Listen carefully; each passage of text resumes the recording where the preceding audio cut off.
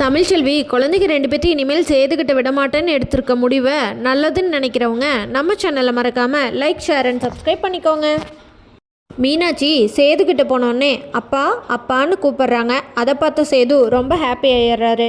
ஆனால் தமிழ்ச்செல்வி என்னை யாருமே அம்மானு கூப்பிடலையே அப்படின்னு ரொம்ப வருத்தத்தில் இருக்கிறாங்க.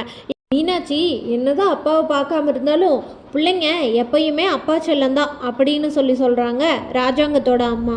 ஐஸ்வர்யா கிட்டேருந்து அழகரை தமிழ்ச்செல்வி வாங்க போகும்போது அழகர் ஐஸ்வர்யாவை அம்மான்னு நினச்சிக்கிட்டு அம்மா அம்மான்னு அழுகிறான், ஐஸ்வர்யாவை விட மாட்டேன்னு சொல்லிட்டு. இதை பார்த்த ஈஸ்வரியும் சித்ராவும் பார்த்தீங்களா மாமா, எவ்வளோ பாசமாக ஐஸ்வர்யா குழந்தைய பார்த்துக்கிட்டான்னா குழந்த ஐஸ்வர்யாவை விட்டு போகமாட்டேன்னு சொல்லி இப்படி அழுகுது.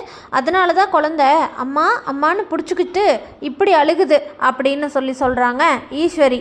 இதை கேட்ட ராஜாங்கம் ஆமாம் ஈஸ்வரி, நீ சொல்கிறது உண்மைதான் அப்படின்னு சொல்கிறாரு. இதை கேட்ட தமிழ்ச்செல்வி பயங்கர கோபம் வந்துடுது தமிழ்ச்செல்விக்கு.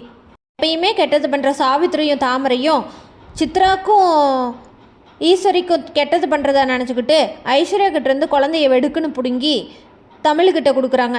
தமிழ் குழந்தைய வாங்கிட்டு வீட்டுக்கு போயிடுறதுக்கப்புறம் தமிழ்ச்செல்வியோட அம்மாச்சி விடுடி, குழந்தைன்னா அப்படி தான் இருக்கும், நீ 2 நாள் தான் பார்த்துக்கிற, அவள் வாரத்தில் 5 நாள் வச்சுக்கிறா, குழந்தைக்கு தெரியுமா யார் அம்மான்னு, யார் அதிக நேரம் வச்சுருக்காங்களோ அவங்கள அம்மானு கூப்பிடுது, இதுக்கு போய் ரொம்ப பண்ணுற.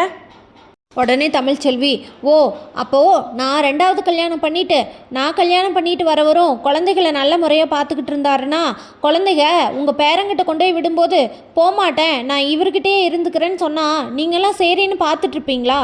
நான் 2வது கல்யாணம் பண்ணிக்காதது தான் அப்போ தப்பா அம்மாச்சி அப்படின்னு கேட்குறாங்க. ஆனால் உங்கள் பேரை 2வது கல்யாணம் பண்ணி சந்தோஷமாக இருப்பார்.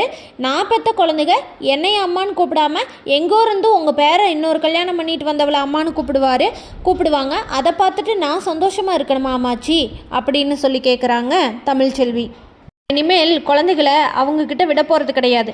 மீனாட்சியும் நாளைக்கு நான் போய் வாங்கிட்டு வந்துடுவேன்.